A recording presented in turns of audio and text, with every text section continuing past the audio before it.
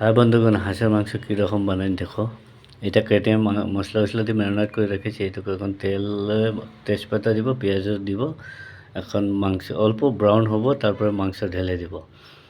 মাংস ঢালার পরে কি করব, আমি কুমড়া নিব, কুমড়া কাটবো, আদা রসুন পেস্টও দিব এইদিকে।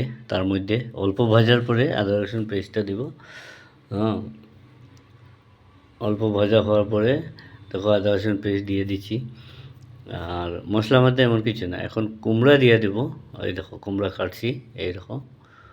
হ্যাঁ, একটা কথা বলতে ভুলে গেলাম, মানে মশলা ঘরে যেগুলো মাংসর পরে দিবা, কিন্তু ধনিয়া মশলা দিবা না, তার বদলি গোলমরিচ দিবা। আর দেখুন এই কুমড়ার জল দিয়ে মাংসটাই হবে।